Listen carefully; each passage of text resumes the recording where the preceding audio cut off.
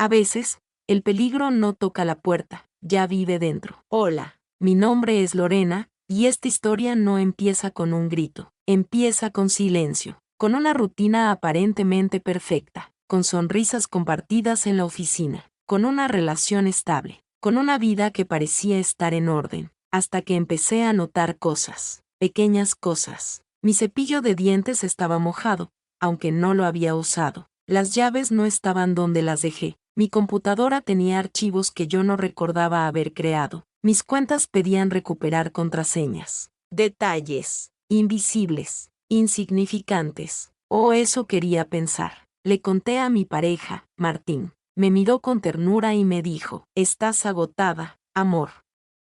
Tenés que descansar». Y le creí, porque eso hacemos cuando amamos. Bajamos la guardia. Pero hay momentos en que la vida te empuja a despertar. Y cuando lo hace, no hay vuelta atrás. Un archivo oculto, una cámara escondida, una foto tomada mientras dormía, una sospecha convertida en certeza, y el miedo, respirándome en la nuca. Esta no es una historia de gritos ni persecuciones. Es una historia de control disfrazado de cariño, de manipulación camuflada en compañía, de cómo el peligro no siempre viene de afuera. A veces vive al lado tuyo, a veces duerme en tu cama, y cuando por fin lo entendí, ya no era la misma. Así comienza mi historia. Una historia que no busca asustarte, sino despertarte, porque no todos los monstruos hacen ruido. Algunos se sientan a la mesa, te acarician la mejilla, y te hacen sentir que estás a salvo mientras te están quitando todo. Mi vida, en ese momento, era lo más parecido a una lista de cosas cumplidas.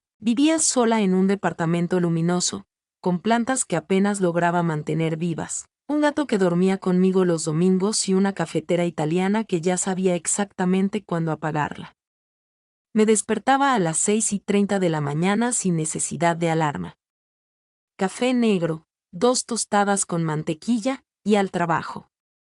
Siempre en el mismo asiento del metro, con la misma playlist y el mismo silencio de fondo. Nada extraordinario. Pero era mi paz. Martín apareció como quien no quiere molestar. Era compañero de oficina, parte de otro equipo. Lo noté un día porque me alcanzó un documento que nadie encontraba. No dijo mucho. Solo lo dejó sobre mi escritorio y sonrió, con una de esas sonrisas suaves, como si supiera algo que los demás no. «Gracias», le dije, «de nada». «Sos muy organizada», me respondió, y se fue. Desde ese día, empezó a coincidir conmigo. En la fila del café. En el ascensor. En los almuerzos. No forzaba conversaciones. Solo estaba ahí. A veces me hacía reír con comentarios absurdos. Otras, se quedaba callado, pero presente. Y yo, que siempre había sido cautelosa, empecé a confiar. 3 meses después, estábamos saliendo oficialmente, y en menos de 6, Martín pasaba más noches en mi casa que en la suya. Era considerado.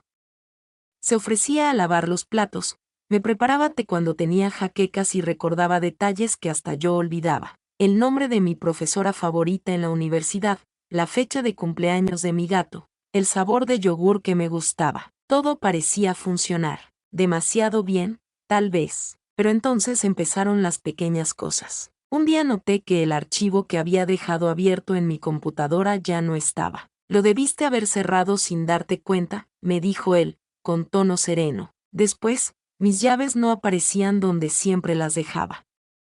Pensé que era yo. Que estaba distraída. El estrés del trabajo, quizás. Pero también estaba mi cepillo de dientes, húmedo, incluso cuando yo no lo había usado. Las luces del baño, encendidas en la mañana, aunque recordaba haberlas apagado. Mi celular, con llamadas que no recordaba haber hecho. Detalles, inofensivos, aislados, hasta que empezaron a acumularse. Martín, siempre dulce, siempre calmo, siempre presente, me tranquilizaba. «Estás agotada, Lore», me decía. «De verdad, deberías dormir más. O tomarte unos días». Yo asentía. Porque ¿quién va a desconfiar de alguien que te cuida tan bien? Hasta que una noche, mientras dormía, Abrí los ojos sin saber por qué. Sentí algo. No un ruido. Un presentimiento. Miré al lado. Él no estaba en la cama. Me levanté, caminé descalza. La puerta del baño estaba entreabierta. La luz, apagada. Todo parecía en orden, pero no era así. Había algo, un peso en el aire, como si mi propia casa ya no me perteneciera del todo. Y sin saberlo, acababa de abrir la primera página de una historia que cambiaría mi vida. Durante semanas intenté convencerme de que todo eran coincidencias, que era mi mente cansada, o el estrés acumulado. Que quizás vivir con alguien, aunque fuera temporalmente, desordenaba mis rutinas más de lo que creía. Y sin embargo, había detalles que no sumaban. No encajaban ni siquiera con el caos lógico de una convivencia. Una tarde al llegar del trabajo, encontré mi laptop encendida, con una ventana de correo abierta. Pensé que la había dejado así, pero al mover el mouse noté que el historial de navegación estaba limpio. Demasiado limpio.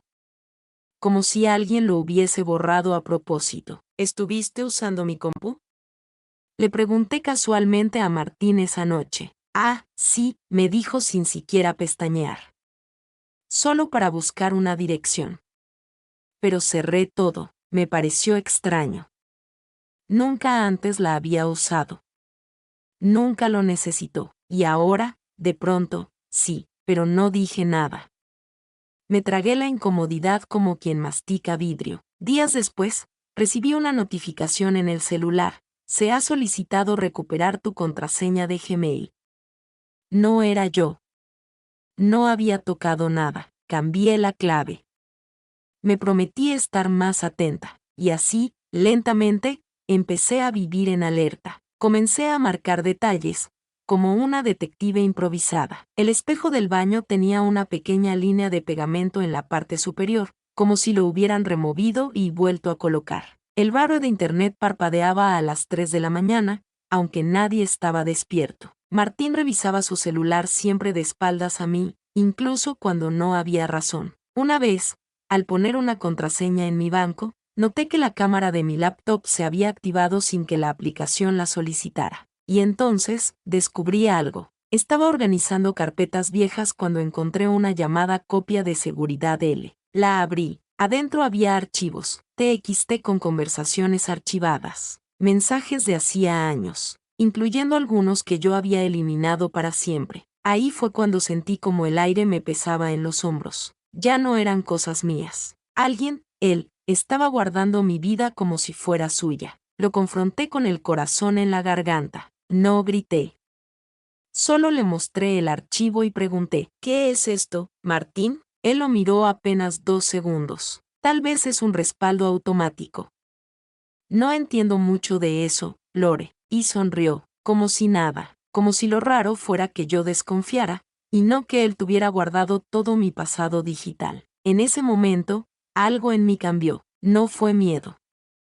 Fue lucidez, la sensación de estar mirando una escena desde afuera. Yo, en mi casa, con el hombre que decía amarme, y que, tal vez, me estaba vigilando. No tenía pruebas completas, pero ya no necesitaba más señales. Solo necesitaba un plan, porque cuando alguien te controla en silencio, no te encierra con candados, te hace dudar de ti misma, y esa es la prisión más peligrosa. Después de aquella noche, nada volvió a sentirse igual. No porque algo hubiese cambiado en apariencia, sino porque yo ya no podía mirar a Martín con los mismos ojos. Era como si se hubiese descorrido un velo, y debajo estuviera él, el mismo rostro de siempre, la misma voz, pero con algo más. El eco de una intención que no decía en voz alta. No lo confronté de nuevo, no lo acusé, solo observé. A partir de ahí, cada gesto, cada silencio, cada detalle que antes me parecía tierno, ahora tenía un borde afilado. Martín seguía siendo atento,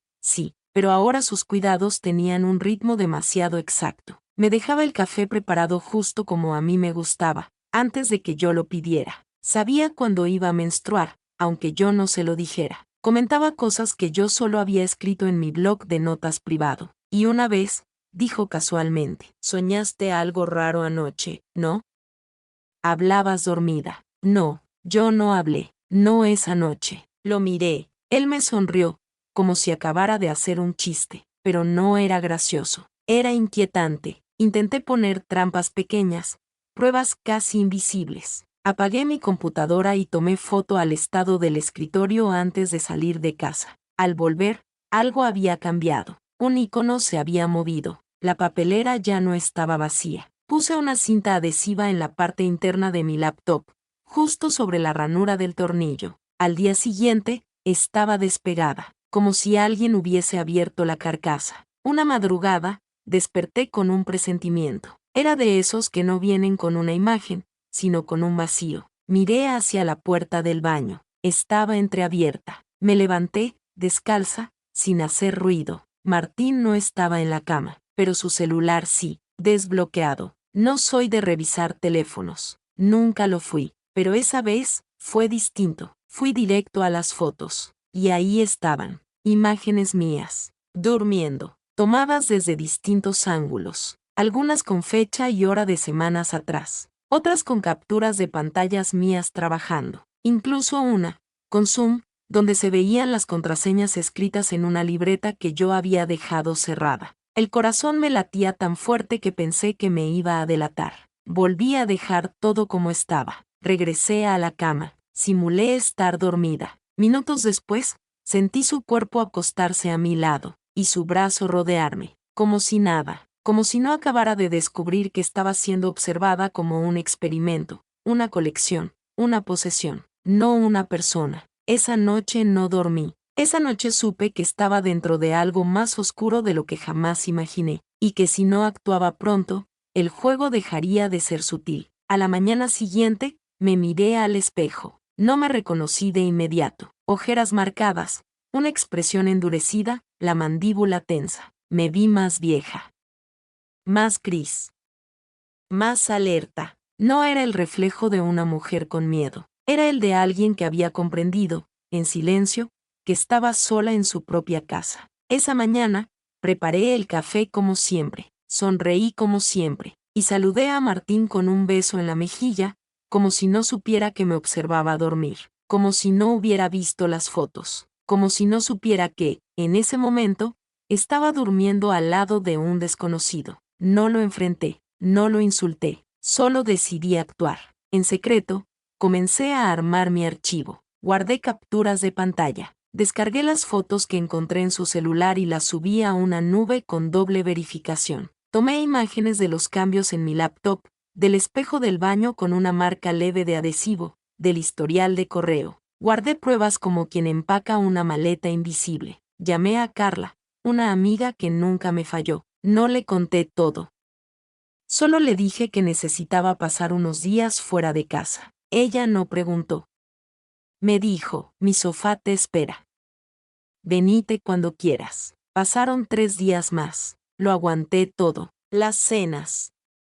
Las conversaciones vacías. La mirada de Martín, siempre tierna, como si él fuera la víctima de un posible distanciamiento, como si yo me estuviera apagando sin razón. Y yo, fingí también que hasta me dio miedo mi propia calma. Una noche, mientras él dormía profundamente, recogí las pocas cosas esenciales. Mi laptop, un par de mudas de ropa, mi pasaporte, mi memoria externa. Escribí una nota, no por cobardía, sino por seguridad. No vuelvas, no me busques, no me llames, y no borres lo que hiciste, ya está todo guardado. La dejé sobre la mesa, junto a una de las fotos que había tomado, la que mostraba su reflejo en el espejo mientras me fotografiaba dormida. Al salir del departamento, no lloré, no temblé, solo respiré, como si el aire me llegara limpio por primera vez en semanas. Me fui directo a casa de Carla. Apagué el teléfono, eliminé mis redes,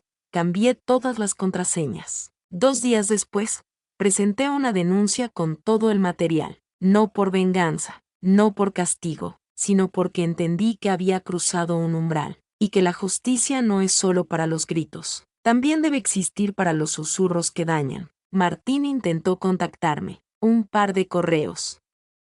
Una llamada desde otro número. Nunca respondí, y gracias a las pruebas, el juez dictó una orden de alejamiento inmediata. No fue fácil, nada lo fue, Pero hay decisiones que no se toman con impulso, se toman con silencio, con cuidado, con la calma de quien ya no quiere discutir, ni justificar, ni demostrar nada, solo irse, y no volver. Durante mucho tiempo pensé que lo que me pasó era culpa mía, que quizás fui ingenua, que tal vez exageré, que debí darme cuenta antes. Pero con el tiempo, entendí que el problema no fue no ver las señales. El problema fue haber aprendido a ignorarlas, porque venían envueltas en afecto. Después de que Martín desapareció de mi vida, pasé semanas reconstruyéndome en silencio, sin hablar mucho, sin querer contarle a nadie, no por vergüenza, sino porque ni yo misma sabía cómo explicar que el peligro no me atacó, me cuidó, me abrazó y me cocinó la cena durante meses. Fui a terapia, y ahí, por primera vez, dije en voz alta, no sé en qué momento dejé de ser libre en mi propia casa. Y lloré, no por él, lloré por mí, por haber desconfiado de mis propios instintos durante tanto tiempo, por haber buscado justificaciones a lo que no tenía explicación, por haber callado cada vez que algo no me cerraba, solo para mantener la ilusión de una relación bonita. Aprendí que el control emocional no siempre viene con gritos ni amenazas. A veces viene con atención excesiva,